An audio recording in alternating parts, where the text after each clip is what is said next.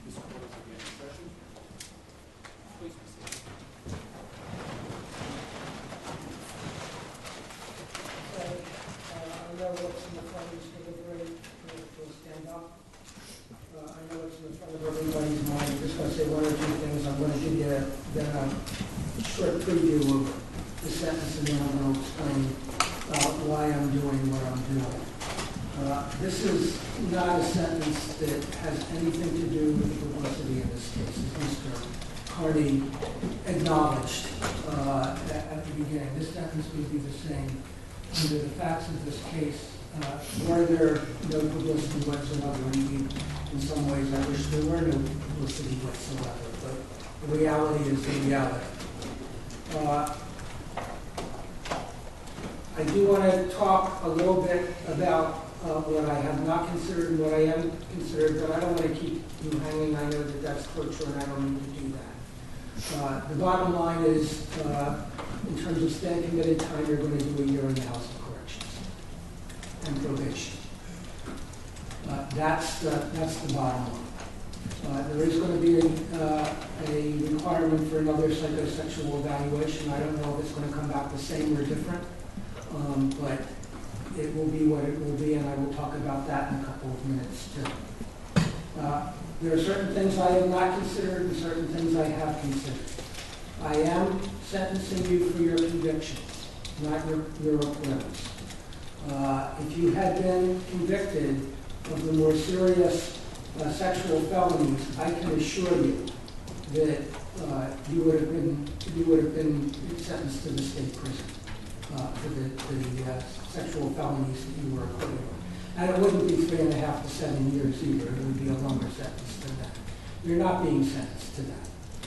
And so you are being sentenced for the crimes that you were convicted of, not the crimes that you were not convicted of. I did consider in the sentence the pleadings, what I heard in the trial, the factual information in the pre-sentence investigation, the memos submitted by your counsel and the state, and the attached letters and exhibits.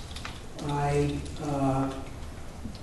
observe and believe that you are neither the angel that is portrayed by your counsel in the attached letters in your memorandum, nor the devil that is portrayed by the state. And I am sentencing you as a human being who has been convicted of 5 crimes. And those are the 5 crimes that I am sentencing you on. Mr. Carney has referenced, and not just from him, I've heard it referenced, that this is a case where lives have been destroyed, yours and the victims. That's possible. I hope not. I hope not. You're young. The victim is young. And I hope that both you and she will, it's obviously a detour, but will learn and grow and go on from what is obviously an adverse situation. But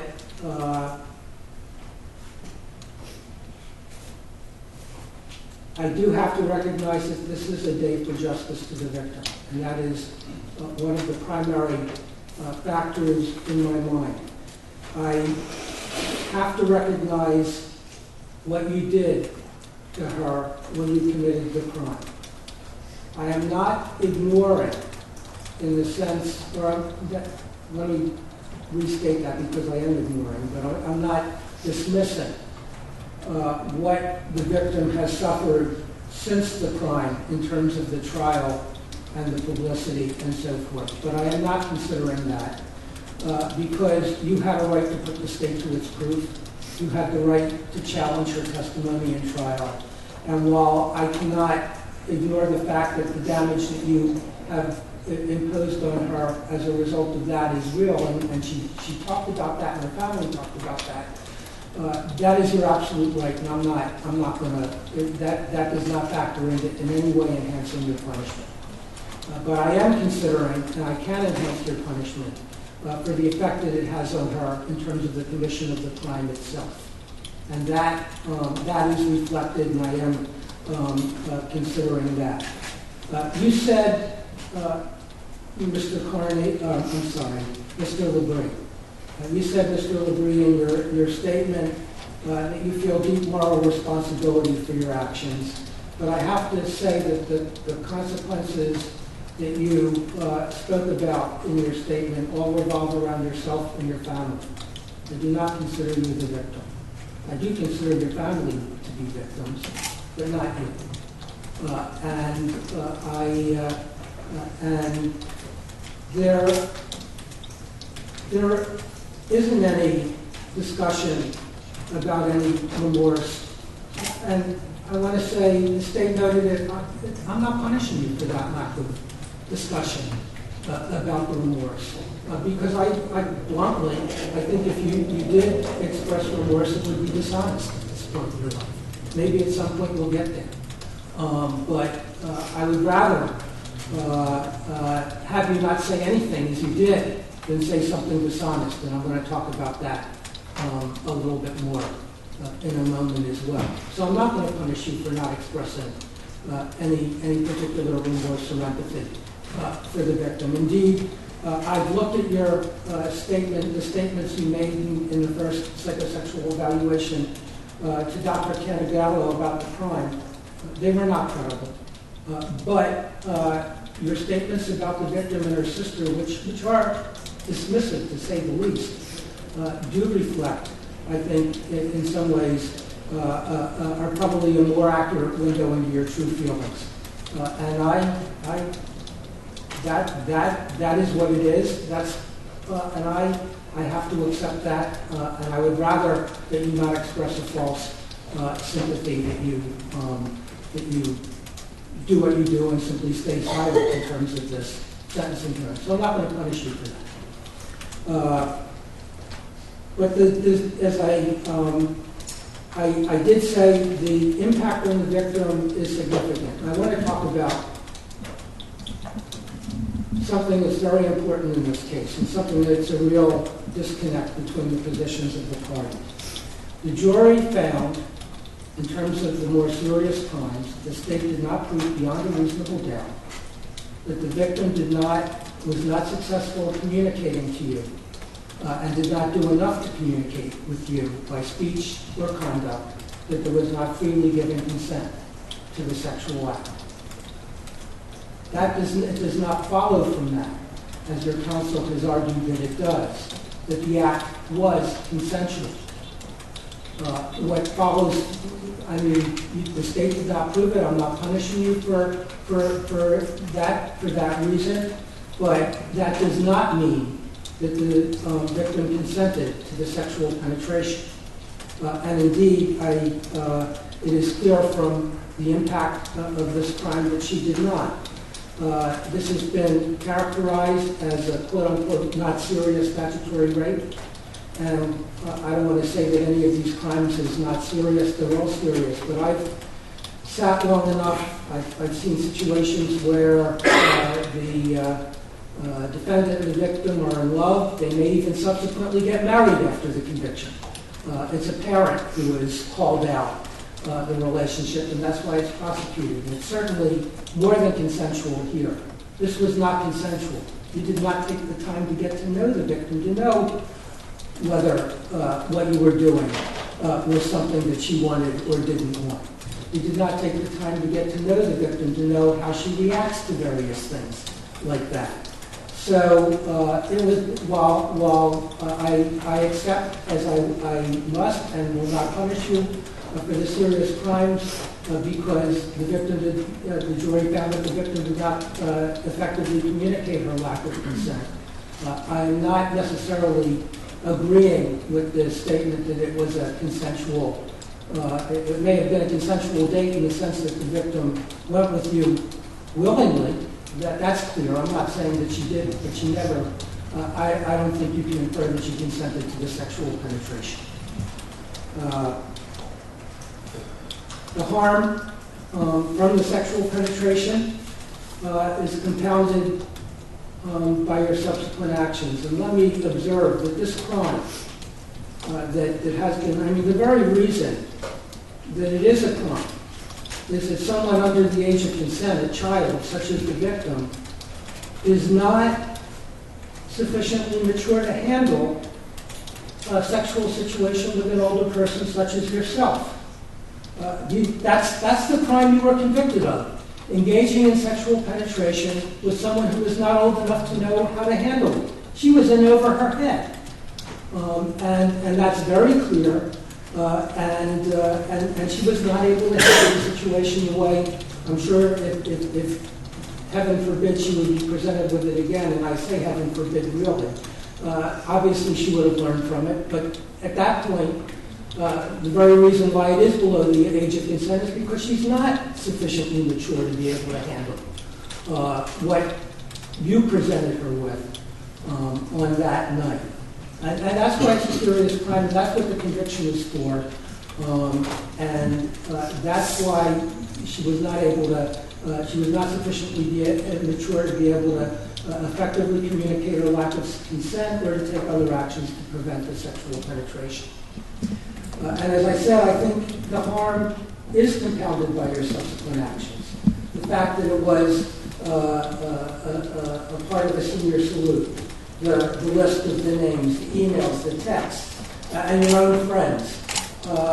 And I gotta say, I don't know, I mean, there's been a lot of discussion about the culture of St. Paul's, and I'm not going to get into that one way or the other. It is what it is. But whatever it is, the letters that I saw, particularly the letters that were attached to your memorandum and everything I've learned about you through the trial and through the memorandum, tells me certain things. And one of those things that it tells me is that you were a leader. You were not a follower. You were a leader.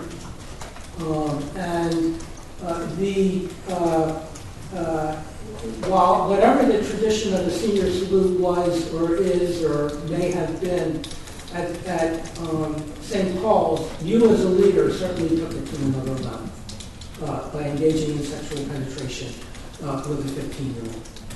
So I have taken that into account. I've also taken into account the lack of credibility of your denials of sexual penetration. And the jury found, that your denials were not credible either to the police or to the jury, and bluntly they weren't credible to me either. And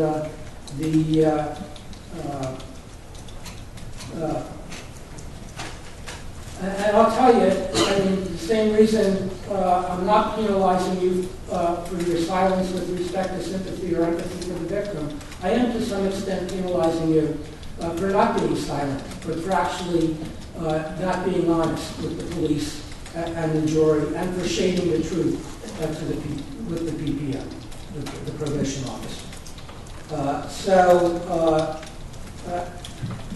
You did not deny until you died.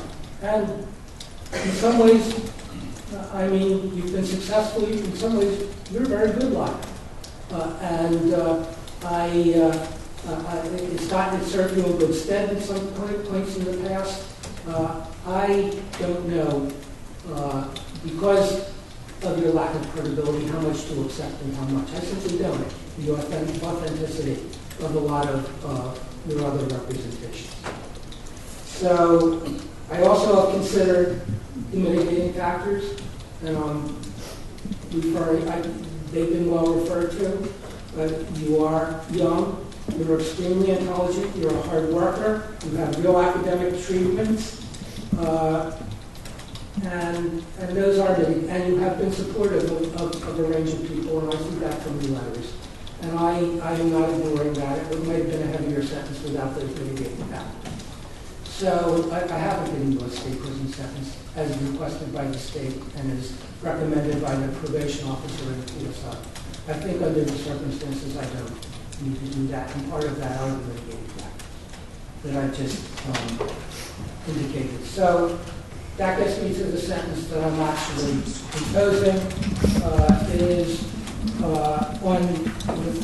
I'll read them in a moment, but on the three, two of the sexual assaults and the endangering the welfare of a minor, there are 3 concurrent sentences of 12 months in the House of Correction. They stand committed, as I say, all concurrent with each other.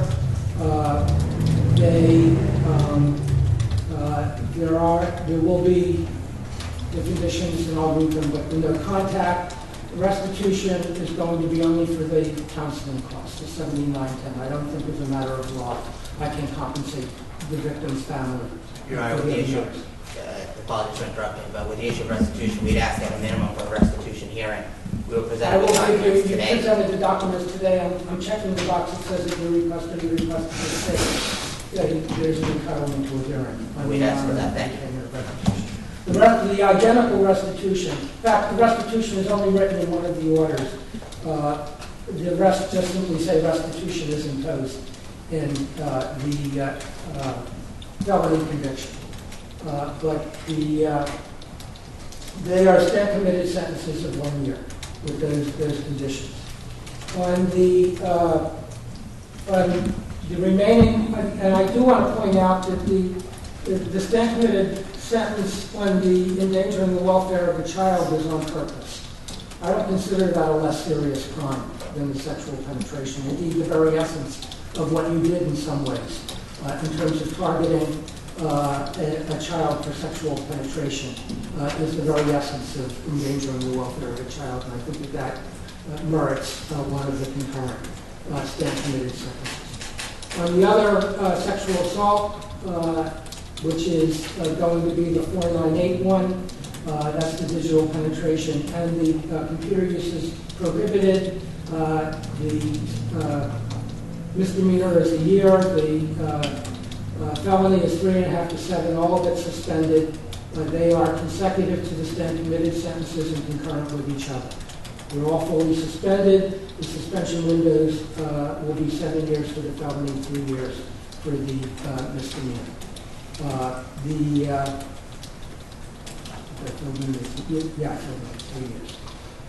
The restitution will be, as I've said, on both of these you're placed on probation, different periods of probation, 2 years for the misdemeanor, 3 years for the felony. As a condition of probation, you are to undergo is the psychosexual evaluation that I mentioned before. I don't know when it's going to come back. If it comes back consistent with Dr. Kanagawa's first evaluation, then it may be that minimal treatment is required. It may come back different, but I think it's very clear, and I'm not going to mince words with this. I'm going to say it directly. You're a very good student. I suspect you're a very good test taker. I suspect that you're very well prepared for all the tests that you take. And I would expect that whoever does the psychosexual evaluation again will know that he's dealing with someone who is a very, very good test taker who may be very well prepared. And I will simply leave it at that.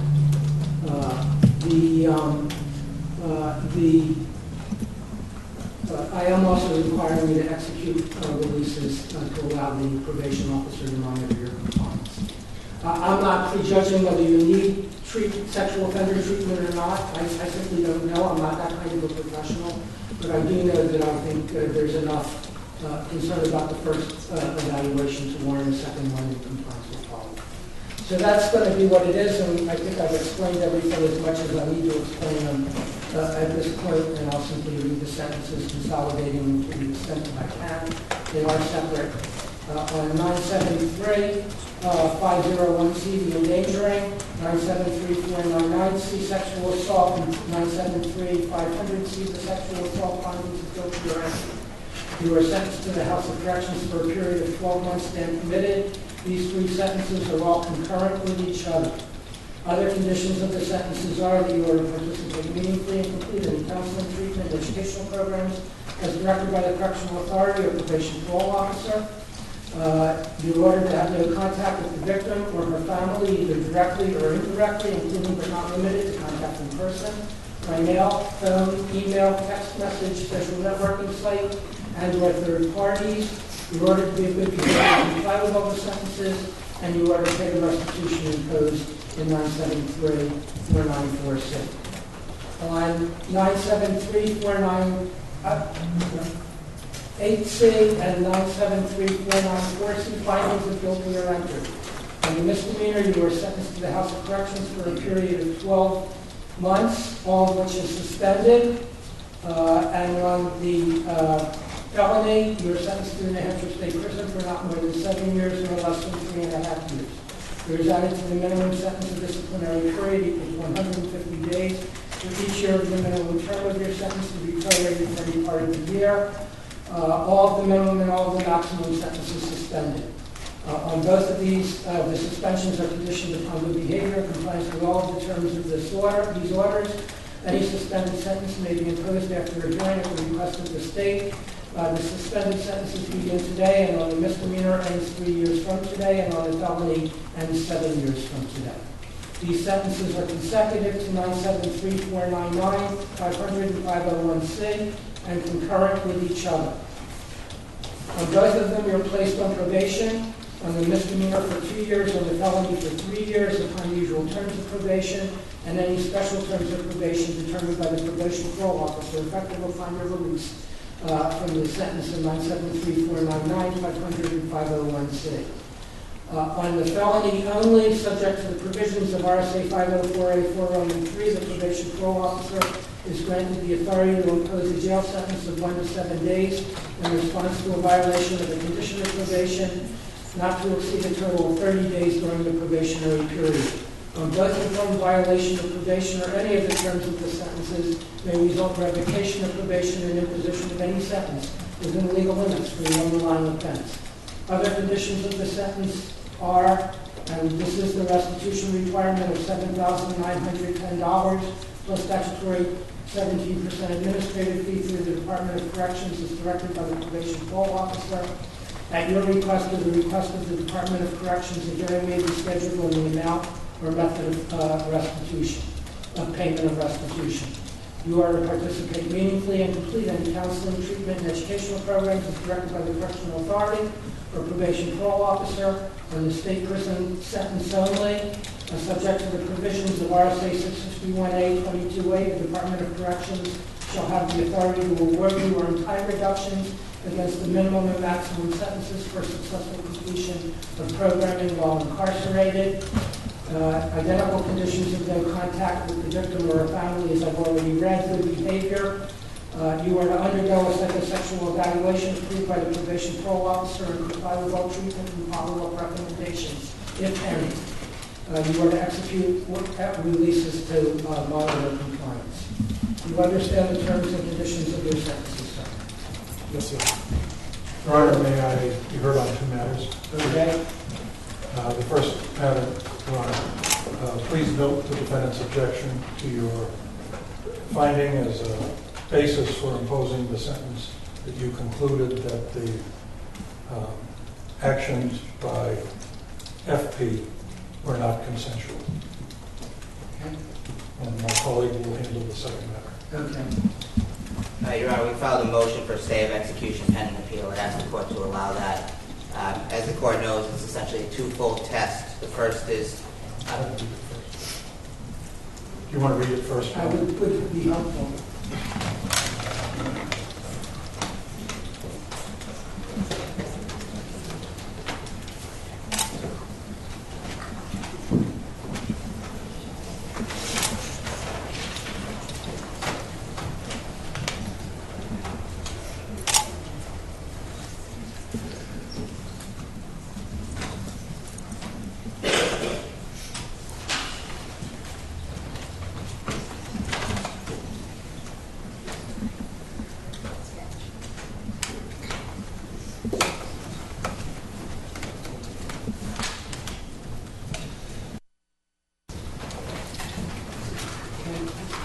Your Honor, as you know, it's essentially a twofold test. The One is defendant, please seated. Yes, he does. Your Honor, Your Honor, I apologize for interrupting, but I have to do this because I have a duty of candor to the court. I believe that the defense counsel has cited an inappropriate portion of the statute. I believe that if you refer to RSA 597(1)A, paragraph 4, that says any person who has been found guilty of a misdemeanor and who is awaiting imposition of execution of sentence or has been sentenced to a term of imprisonment and who has filed an appeal shall, before the conclusion of the appellate process, be released upon compliance with the provisions of RSA 597(2). So I do not believe that defense counsel needs to make further argument. I believe that this portion of the statute applies since you are not imposing a sentence on a felony. Had you imposed I imposed a sentence, but it's a fully suspended sentence. Yes. Yes, so as I read the statute, I don't believe that he has the same burden of proof as he would have had if the felony sentence was imposed and committed. So you're saying you don't object to the motion? Well, And I'm you not... can't object to the motion under your reading of the statute? At least that's my understanding of the statute, and if I'm mistaken, then I would stand Okay. committed by the sponte decision of the court. Okay. and I appreciate Attorney Ruffles' candor. Obviously, we didn't know what the sentence would be when the motion was No, of course. drafted, but I do think that's a correct interpretation. I'll grant the motion, counsel. I'll merely point out that in your motion, you referenced that the grounds for your appeal, basically my order on your motion to set aside the verdict. I am not going to comment. I'm not going to find it. I understand your representation to the appeal is not frivolous. I've issued an order. I obviously thought it was right, but the Supreme Court has disagreed with me in the past, and it may end up disagreeing with me on this one as well. So I certainly agree that you have the right to appeal, and in fact, I think you should take the appeal. But I would merely point out that if you're successful in the appeal, what that gets you is that the suspended state prison sentence gets vacated. The stand committed misdemeanor sentences remain. And you may want to discuss with your client whether he wants to start them and get them over. We'll certainly discuss it with the client at the appropriate time, but I appreciate the court acting on the motion at this point. Thank you. Okay, but given the state's position, I will grant the motion. Okay. Thank you, Your Honor. Are you inclined to set any different conditions of bail? He's complied. Do you think that different conditions are necessary at this point? I am concerned that he will be released without any supervision whatsoever in the community, Your Honor. I suggest that the very strict conditions that you imposed after the verdict, and which he has complied with fully, be reinstated for this period. Well, bail under present terms and conditions, yes. And the other point I guess I will make, and I'll say it directly to you, Mr. Labrie, at this point, you are confronting, facing, basically standing at the time of 1 year in the House of Corrections. With good time, and I have no reason to think that you're not going to get any good time that you would be entitled to. It's not going to be a full 12 months. That's the reality of our sentencing system.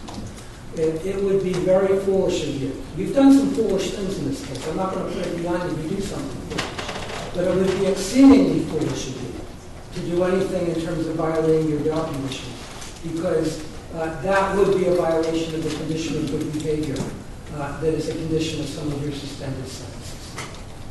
Yes, sir. So I think that having pointed that out, I think the existing terms and conditions of bail are sufficient. And I would just like to inquire if it's the defendant's intent to continue to reside with his mother at the address that's been provided. I would like the state to be notified if that condition changes at any time. We would like to be certain that we're aware of his location. Yeah, I think the Your Honor, Go ahead. we'll notify the prosecution in enough time before he moves, if he chooses to move, that they will be able to bring it to the attention of the court before he moves, in case there's a question about where he's going. So it'll be under the court's supervision with prior notice to the government.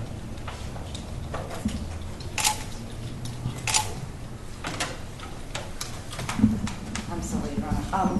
My my question first and foremost is that it's my understanding that the duty to report on the registration does commence today as with the sentence, regardless of whether his release pending appeal has been granted. I agree, Your Honor. Okay.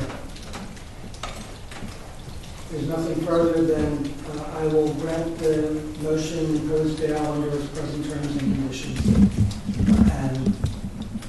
And I think that I need to leave it at that. Okay. Thank you. All right.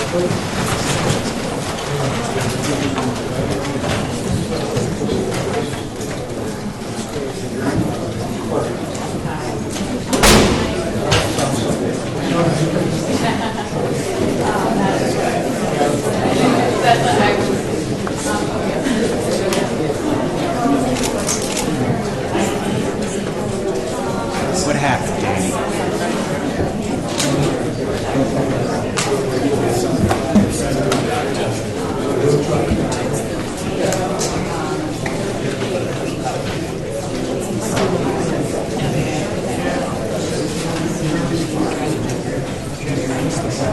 Bring all that shit back. Morning, you pissed me off. Much you harder. But for now, he's free,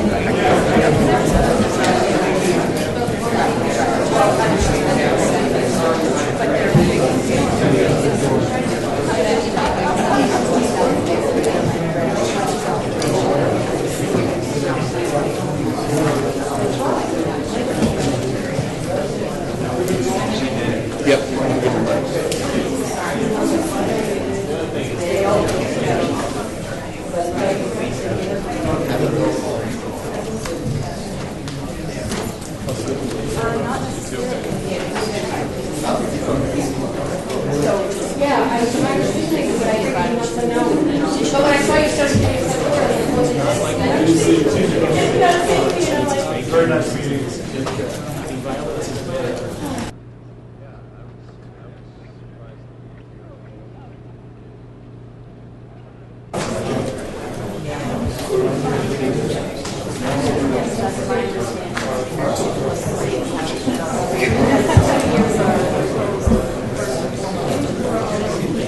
I know, we all have a little